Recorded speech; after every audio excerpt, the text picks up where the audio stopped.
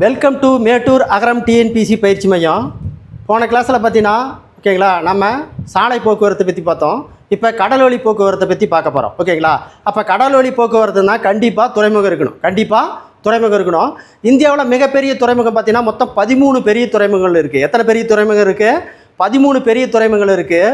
ஓகேங்களா, சிறிய துறைமுகங்கள் எத்தனை இருக்குன்னா 200க்கும் மேற்பட்ட சிறிய துறைமுகங்கள் இருக்குது. இந்த 13 பெரிய துறைமுகமும் மத்திய அரசு கண்ட்ரோலில் இருக்கும். சிறிய துறைமுகங்கள் 200க்கும் மேற்பட்டது அந்தந்த மாநிலத்தினுடைய கண்ட்ரோலில் காணப்படும். ஓகேங்களா, அப்போ இந்த துறைமுகத்தை 2 வகையாக பிரிக்கிறாங்க. ஒன்று, கிழக்கு கடற்கரையில் ஒரு 7 துறைமுகமும் மேற்கு கடற்கரையில் ஒரு 6 துறைமுகமும் இருக்குது. ஓகேங்களா, அந்த துறைமுகத்தை பற்றி நம்ம இப்போ பார்ப்போம். ஓகேங்களா, ஒன்று பார்த்தீங்கன்னா கல்கத்தா, கல்கத்தா. ரெண்டாவது பார்த்தீங்கன்னா பாரதீப். மூணாவது விசாகப்பட்டினம். 4 பார்த்தீங்கன்னா எண்ணூறு. 4 சென்னை.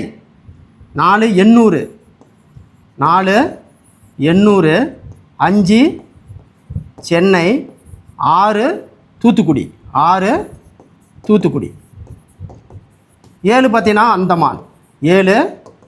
அந்தமான். அப்போ இந்த கிழக்கு கடற்கரை பகுதியில் கடற்கரை பகுதியில் எத்தனை பெரிய துறைமுகம் இருக்குதுன்னு கேட்டாங்கன்னா 7 பெரிய துறைமுகங்கள் இருக்குது. 1 கல்கத்தா, 2 பாரதீப், 3வது விசாகப்பட்டினம், 4வது எண்ணூறு, 5 சென்னை, 6 தூத்துக்குடி. அப்போ மேற்கு கடற்கரையில் பாருங்கள் 6 பெரிய துறைமுகம் இருக்குது. மேற்கு கடற்கரையில் 6 பெரிய துறைமுகம் இருக்குது. ஓகேங்களா, அதை பார்த்தீங்கன்னா ஒன்று பார்த்தீங்கன்னா குஜராத்தில் இருக்கக்கூடிய காண்ட்லா துறைமுகம். இதுதான் இந்தியாவினுடைய முதல் துறைமுகம். ரெண்டாவது பார்த்தீங்கன்னா மும்பை. 3வது பார்த்தீங்கன்னா மும்பை நாவி. 4வது பார்த்தீங்கன்னா ஓகேங்களா மங்களூர். 5 பார்த்தீங்கன்னா மர்மகோவா. 6 பார்த்தீங்கன்னா கொச்சி. அப்போ பார்த்தீங்கன்னா மேற்கு கடற்கரையில் 6 பெரிய துறைமுகம், கிழக்கு கடற்கரையில் 7 துறைமுகம். ஓகேங்களா, அப்போ இந்த துறைமுக போக்குவரத்தில் உலக அளவில் பார்த்தீங்கன்னா நம்ம 16வது இடம். ஆசிய கண்டத்தில் நம்ம 2வது இடம். ஓகேங்களா, அப்போ பார்த்தீங்கன்னா கண்டிப்பாக துறைமுகம் இருந்ததுன்னா கப்பல் கட்டும் தொழிற்சாலை இருக்கும். இந்த கப்பல் கட்டும் தொழிற்சாலை பார்த்தீங்கன்னா இந்தியாவில் 4 இடத்துல கப்பல் கட்டுறாங்க. 1 கார்டன் ரிச், 2 மசகான் கப்பல் கட்டும் தொழிற்சாலை, 3வது பார்த்தீங்கன்னா இந்துஸ்தான் கப்பல் கட்டும் தொழிற்சாலை, 4வது பார்த்தீங்கன்னா கொச்சி கப்பல் கட்டும் தொழிற்சாலை. ஓகேங்களா, 1 பார்த்தீங்கன்னா கார்டன் ரிச் எங்கே இருக்குது அப்படின்னு கேட்டிங்கன்னா கார்டன் ரிச் எங்கே இருக்குது அப்படின்னா கல்கத்தாவில் இருக்குது. 2 மசகான் கப்பல் கட்டும் தொழிற்சாலை மும்பையில் இருக்குது. 3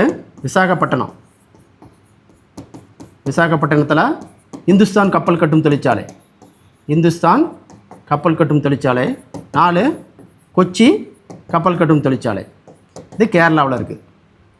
ஓகேங்களா, இதுதான் நம்ம கடல் போக்குவரத்து.